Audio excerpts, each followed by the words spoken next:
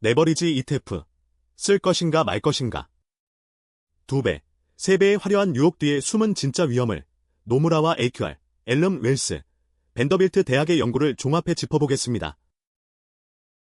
먼저 시장 현황입니다.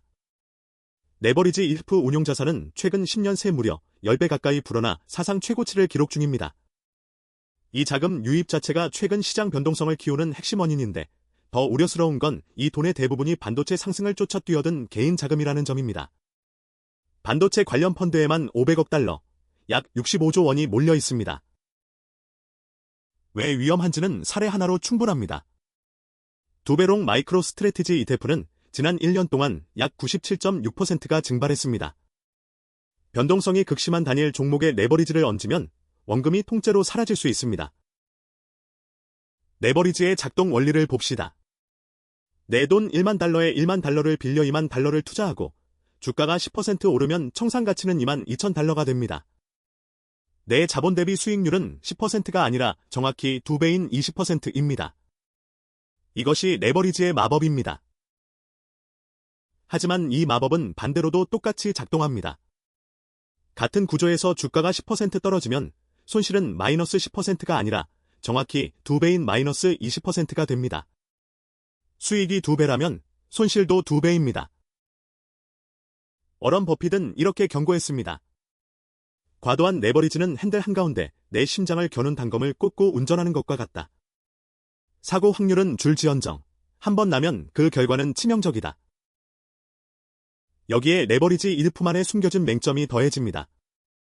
대표적인 3배 ETF인 TQQ는 나스닥 100의 1일 수익률 3배를 목표로 할 뿐 장기 수익률의 3배는 보장하지 않는다고 투자 설명서에 명시되어 있습니다.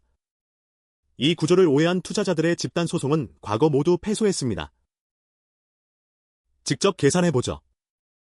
첫째 날 지수가 10% 오르면 일반 지수는 110달러, 3배는 130달러가 됩니다.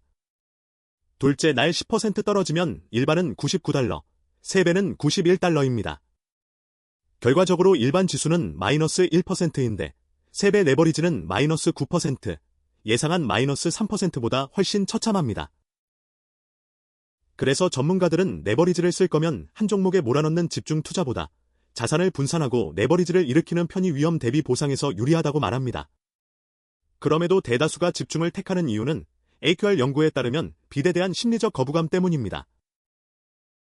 그렇다면 가장 이상적인 배율은 얼마일까요? 앨럼 웰스가 1927년부터 2020년까지 S&P 500으로 시뮬레이션한 결과 최종적으로 가장 많은 돈을 남긴 건 1.5배였습니다. 하지만 이마저도 한때 고점 대비 94.7% 폭락하는 구간을 견뎌야 했고 4배는 사실상 전멸, 5배는 블랙먼데이 단 하루에 청산당했을 겁니다. 현재 상품들의 가장 큰 맹점은 대부분 닷컴 버블이나 금융위기 같은 초대형 폭락장을 겪어본 적이 없다는 사실입니다. TQ를 1999년부터 가정에 시뮬레이션하면 닷컴 버블과 금융위기 때 계좌가 2번이나 1달러 미만으로 추락합니다. 실제였다면 비용과 이자를 못 버텨 강제 상장 폐지됐을 겁니다.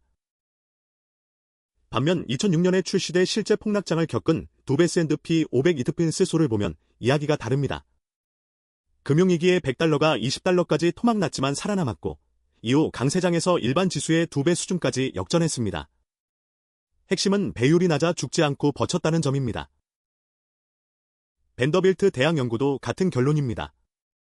20년 보유 기준 2배 ETF가 청산될 확률은 0.5%에 불과했지만 3배는 7.6%로 껑충 뜁니다.